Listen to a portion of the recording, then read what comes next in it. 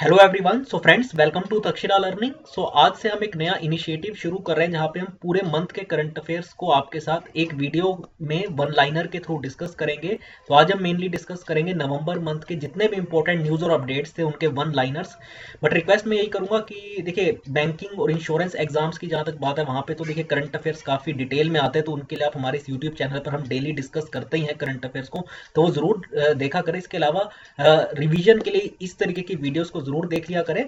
ठीक है, तो स्टार्ट करते हैं और इंपॉर्टेंट की पॉइंट्स को नोट डाउन भी करते चले। सो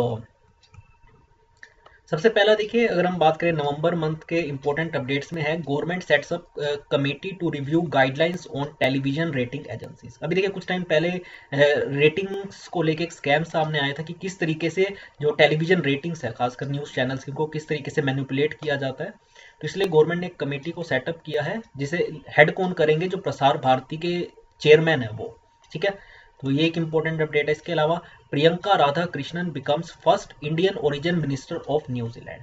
तभी जो हाल ही में न्यूजीलैंड में जो इलेक्शंस हुए हैं, आपको तो एक बार फिर से जो वहाँ की प्राइम मिनिस्टर है जैकिंडा आर्डन, वो ये इलेक्शन जीती है। तो प्रियंका राधा कृष्णन को उन्होंने मिनिस्टर बनाया है, कैबिनेट मिनिस्टर, और पहली इंडियन ओरिजिन मिनिस्टर वो बनी है न्यूजीलैंड के अंदर, तो इसलिए काफी इंपॉर्टेंट हो जाता है, इसे नोट डाउन कर ले। देन लेजेंडरी वायलिनिस्ट रहे टी एन कृष्णन, उनकी अनफॉर्चुनेटली डेथ हो गई 92 ईयर्स की एज में, तो इसे आप नोट डाउन करें। देन 15वां फाइनेंस कमीशन, जिसे देखिए 2021 से 26 टाइम पीरियड के लिए सेटअप किया गया, जिसमें बेसिकली इसका मेन एम होता है कि जो भी ओवरऑल रेवेन्यू होता है किसी भी कंट्री का, खासकर अगर मैं इंडिया के पर्सपेक्टिव में बात करूं, तो किस तरीके से वो सेंटर और स्टेट के बीच में उसका शेयरिंग हो। जैसे भी आपको पता है जीएसटी है, उसमें भी वो परसेंटेज डिफाइंड है कि कितना परसेंट स्टेट को मिलेगा, कितना परसेंट सेंटर को मिलेगा। तो वैसे ओवरऑल जो रेवेन्यूज होते हैं किस तरीके से सेंटर और स्टेट के बीच में डिवाइड किया जाए, उसको लेके मेन ये फाइनेंस कमीशन सेटअप किया जाता है। और 2021 से 26 टाइम पीरियड के लिए जो है जो फाइनेंस कमीशन बनाया गया था, उसने अपनी रिपोर्ट जो है वो प्रेसिडेंट रामनाथ कोविंद को और इसके अलावा प्राइम मिनिस्टर को सबमिट कर दी है। तो आप इसके बारे में डिटेल में एक बार गो थ्रू कर ले, इसके चेयरमैन कौन थे और बाकी जो डिटेल्स है। ठीक है, जैसे मैंने आपको बताया कि यहाँ तो वन लाइनर्स डिस्कस करें, अदरवाइज आप पूरे नवंबर या इससे पिछले मंथ के करंट अफेयर्स एक एक करके हमारी वेबसाइट से गो थ्रू कर सकते हैं। इसके अलावा फाइनेंस मिनिस्टर अनाउंसेस 12 की stimulus measures to boost economy. जो आत्मनिर्भर भारत जो पैकेज पहले भी जिसके देखे काफ़ी सारी डिटेल्स प्रोवाइड की गई थी, खासकर जब लॉकडाउन इम्पोज किया गया था उसके जस्ट बाद। ठीक है, तो उसके कुछ और उसे उसमें और चीज़ें ऐड करते हुए 12 की स्टिमुलस मेजर्स जो है वो फाइनेंस मिनिस्टर ने अनाउंस किए हैं। जैसे मैंने पता, इस बार तो देखिए वो डेफिनेट है कि हमारी जो इकोनॉमी है इस बार कॉन्ट्रैक्ट करेगी 2020 से लेके 21 फिजिकल ईयर के लिए, फाइनेंशियल ईयर के लिए। बट अगले साल उम्मीद है कि ये जो अगर वैक्सीन आ जाती है तो ये काफ़ी तेज़ी से हमारी इकोनॉमी ग्रो करेगी, और उसके लिए जो है अभी से ही जो है मेजर्स अनाउंस किए जा रहे हैं। तो उसमें जो है 12 की स्टिमुलस मेजर्स जो है वो फाइनेंस मिनिस्टर ने अनाउंस किए हैं। आगे बात करते हैं, यशवर्धन कुमार सिन्हा ने ओथ लिया एज चीफ इंफॉर्मेशन कमिश्नर। तो इसे इंपॉर्टेंट अपॉइंटमेंट आप इसे नोट डाउन कर लें, यशवर्धन कुमार सिन्हा, ठीक है, एज चीफ इंफॉर्मेशन कमिश्नर। इसके अलावा आपको जो आईपीएल चल रहा था उसका फाइनल जो हुआ था, उसके अंदर मुंबई इंडियंस ने जो है वो दिल्ली कैपिटल्स को हराते हुए जो है 5वीं बार आईपीएल का जो टाइटल है वो जीत लिया है। और अब तक कोई भी और फ्रेंचाइजी ऐसी नहीं है जिसने 5 बार जो है आईपीएल का टाइटल जीता हो। इससे अगर बात करें, मुंबई के बाद सबसे ज़्यादा चेन्नई ने आईपीएल का फाइनल जीता हुआ, देन उसके बाद कोलकाता ने, लेकिन 5वीं बार जो है मुंबई ने जो है ये आईपीएल का टाइटल जीता है। टोटल आपको पता है अब तक 13 एडिशन हुए, उसमें से 5 बार तो सिर्फ मुंबई जीता है। देन एक और इम्पोर्टेंट अपॉइंटमेंट है, ये है इंडियन अमेरिकन कश पटेल। ठीक है, इनका ओरिजिन इंडिया से है। उन्हें जो है वहाँ के प्रेसिडेंट डोनाल्ड ट्रंप ने अपॉइंट किया है chief of staff to acting US defence secretary. वैसे तो देखिए आपको पता है कि अभी वैसे वो इलेक्शन हार चुके हैं, और जनवरी मंथ के अंदर जो है वो ट्रांजिशन होगा जहाँ पे डोनाल्ड ट्रंप जो है वो प्रेसिडेंट हट जाएंगे और फिर नए कौन बनेंगे, जो बाइडन। लेकिन अभी भी उनके पास देखिए टाइम है, तो काफ़ी सारे आपको जो है डेवलपमेंट्स देखने को मिलेगी। खासकर अभी जो सुनने में आ रहा है कि सऊदी अरेबिया और इसराइल के बीच में हो सकता है रिलेशंस नॉर्मल, और काफ़ी सारे जो है डिसीजंस जो है वो डोनाल्ड ट्रंप रिजाइन करने से पहले लेने वाले हैं, ऐसा लग रहा है। तो उसमें से एक है इंडियन अमेरिकन रहे कश पटेल को चीफ ऑफ स्टाफ अपॉइंट किया है to acting US defence secretary. इसके अलावा अगर बात करें, आरबीआई ने अपॉइंट किया है कृष गोपाला कृष्णन को as first chairperson of Reserve Bank Innovation Hub. इसका काम है बेसिकली जो हमारी टेक्नोलॉजीज हैं, जैसे आपने देखा होगा आजकल हम इतने तरीके के वॉलेट्स यूज करते हैं, तो वैसे ही किस तरीके से और ज़्यादा जो है हम इन इनोवेशंस को यूज़ कर सकते हैं, खासकर बैंकिंग सेक्टर में। इसके लिए रिजर्व बैंक इनोवेशन हब को बनाया गया और उसके पहले चेयरमैन कौन है? कृष गोपाला कृष्णन, तो इनका नाम आप नोट डाउन कर लें। इसके अलावा डीआरडीओ भी काफ़ी टाइम से न्यूज़ में, जहाँ पे वो लगातार जो है मिसाइल्स को टेस्ट कर रहा है। उसी में से एक quick reaction surface to air missile को सक्सेसफुली डीआरडीओ की टीम ने इसे टेस्ट फायर किया है, तो इसको आप नोट डाउन कर लें।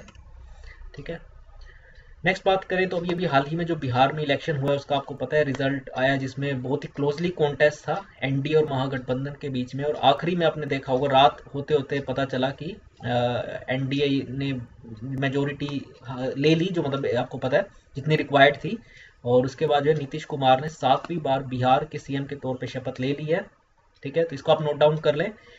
Then Sumitra Chatterjee, legendary Bengali film actor, अगर आप वहाँ की आपने कभी फिल्म वगैरह देखी हो, तो उनकी अनफॉर्चुनेटली 85 ईयर्स की एज में डेथ हो गई। तो इनका नाम आप नोट डाउन कर ले, सुमित्रा चैटर्जी। काफ़ी बड़े बंगाली फिल्म एक्टर थे, इन्होंने काफ़ी सारी फिल्म्स में काम भी किया हुआ है। ठीक है, इसके अलावा अगर बात करें भारत की जीडीपी के बारे में, आपको भी थोड़ी देर पहले भी बता रहा था, तो गोल्डमैन सैक ने ये प्रिडिक्ट किया कि भारत की जो इकोनॉमी है इस पूरे 2020 अप्रैल से लेके 2021 तक जो है 10.3% से श्रिंक करेगी, यानी हमारी ग्रोथ रेट माइनस में रहने वाली है। तो ये खैर, वो तो देखिए आरबीआई ने भी अब कहा है, सभी एजेंसीज ने कहा ही है, लेकिन कितने से होती है ये देखिए फाइनल पता चलेगा अगले साल ही। लेकिन ये कि अब थोड़ा थोड़ा जैसे जैसे लॉकडाउन अब काफ़ी ईज आउट हो चुका है, रिस्ट्रिक्शंस हट चुके हैं, तो जो आप देखेंगे फिर से जो हमारी इकोनॉमी है वो पटरी पे आ गई है। और इसके अलावा जैसे मैंने आपको बताया कि स्टिमुलस मेजर्स तो अनाउंस किए गए, लेकिन देखना होगा कि किस तरीके से हमारी इकोनॉमी आने वाले टाइम में रिकवर करती है। देन अगर बात करें, पीएम मोदी ने इनैग्योरेट किया है 3 दिनों का री इन्वेस्ट 2020 समिट नवंबर 26 को। हाँ ठीक है, तो ये एक इम्पोर्टेंट अपडेट है। इसके बारे में जो भी देखिए आगे निकल के आएगा, अगर कोई एमओयू वगैरह साइन होता है या कुछ होता है तो वो हम ज़रूर आपके साथ डिस्कस करेंगे।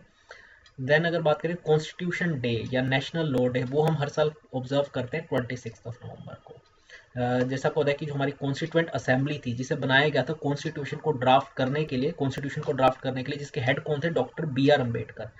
तो कॉन्स्टिट्यूएंट असेंबली ने जो है कॉन्स्टिट्यूशन को किस दिन अडॉप्ट किया था? 26 नवंबर 1949 को। लेकिन इसे फॉर्मली एनेक्ट कब किया गया था? 26 जनवरी 1950 को। तो इसीलिए जो है हम रिपब्लिक डे तो 26 जनवरी को मनाते हैं, लेकिन कॉन्स्टिट्यूशन डे, जिस दिन हमने इस कॉन्स्टिट्यूशन को अडॉप्ट किया था कॉन्स्टिट्यूएंट असेंबली ने, जिसके हेड मैंने आपको बताया डॉक्टर बी आर अम्बेडकर थे, वो 26 नवंबर था। तो इसीलिए हम 26 नवंबर को ये दिन ऑब्जर्व करते हैं। ठीक है, और आखिरी में अगर बात करें तो ये मैंने आपको बताया था, यूनियन कैबिनेट ने मर्जर को अप्रूव कर दिया है लक्ष्मी विलास बैंक के with DBS bank India limited, क्योंकि काफ़ी टाइम से जो लक्ष्मी विलास बैंक की परफॉर्मेंस थी, अगर चाहे उसके एनपीएस की बात करें तो वो लगातार बढ़ रहे थे। ठीक है, काफ़ी लॉसेस उनको हुए। इसके अलावा आरबीआई ने इन्हें पीसीए फ्रेमवर्क में भी रखा, प्रॉम्प्ट करेक्टिव एक्शन फ्रेमवर्क में, जहाँ पे देखिए इन पे काफ़ी ज़्यादा रिस्ट्रिक्शंस भी लगाई गई लोन वगैरह देने के अंदर, कि इतना ज़्यादा लोन नहीं दे सकते, खासकर रिस्क को मिनिमाइज करने के लिए। लेकिन फिर भी इनकी परफॉर्मेंस जब इंप्रूव नहीं हुई, फाइनली इसका मर्जर फिर अब कर दिया गया है लक्ष्मी विलास बैंक का, ये सिंगापुर बेस्ड बैंक है, ये डीबीएस बैंक इसके साथ। ठीक है, आगे अगर बात करें तो इंडियन गवर्नमेंट ने बैन कर दिया अली एक्सप्रेस और 42 अदर मोबाइल ऐप्स, जो कि मोस्टली चाइनीज थे फॉर यूजर्स। और मैंने आपको बताया, खासकर जो इंडिया और चाइना के बोर्ड अब जो एलएसी पर स्टैंड ऑफ चल रहा है, उसको ध्यान में रखते हुए भी हम कह सकते हैं शायद ये डिसीजन लिया गया हो। ठीक है, नेक्स्ट अगर बात करें तो मलयालम फिल्म जलीकट्टू भारत की ऑफिशियल जो है ऑस्कर के लिए एंट्री है।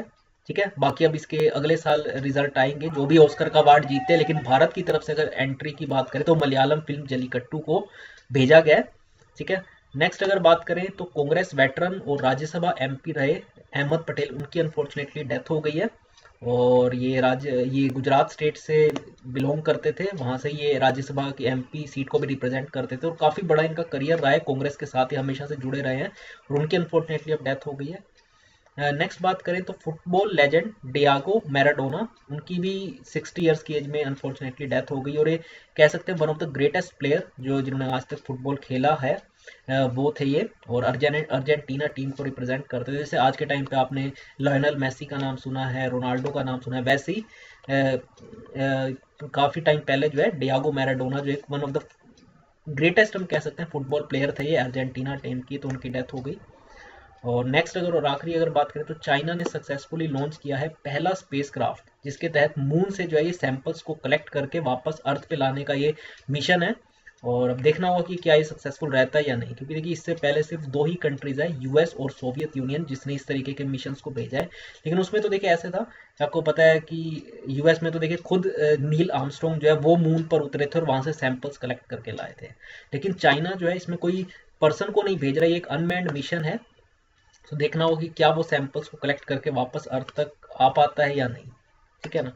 तो ये थे हमारे नवंबर मंथ के इंपॉर्टेंट अपडेट्स वन लाइनर्स की फॉर्म में, लेकिन मैंने आपको बताया डिटेल में आप जरूर गो थ्रू करें, क्योंकि इसमें देखिए क्योंकि बैंकिंग और इंश्योरेंस एग्जाम्स में तो क्वेश्चंस काफी डिटेल में भी आते हैं, तो इसके करंट अफेयर्स मैंने आपको बताया हम डिटेल में रोज डिस्कस करते ही हैं, वो आप जरूर देखें। ये एक बेसिकली एक तरीके का रिकैप है, आप इन्हें भी देख लें ताकि आपके को एक तरीके से रिविजन आपकी इससे हो जाए।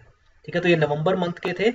और इसके अलावा आपको हमारे इसी यूट्यूब चैनल पर क्वांट रीजनिंग, इंग्लिश और जनरल अवेयरनेस की भी वीडियोस मिलेंगी। और आप हमारी वेबसाइट तक्षशिला लर्निंग भी ज़रूर विजिट करें अगर आप बैंकिंग, एसएससी या रेलवे के एस्पायरेंट हैं, क्योंकि वहाँ पे भी हमने 6 महीने 1 साल का कोर्स चलाया हुआ है, तो आप उनमें भी एनरोल करके पूरा, जिसमें आपको recorded videos, live classes, test series, e books, 1-to-1 faculty support सब प्रोवाइड किया जाएगा। ठीक है, तो आज की इस वीडियो में इतना ही फ्रेंड्स, थैंक्स अ लॉट।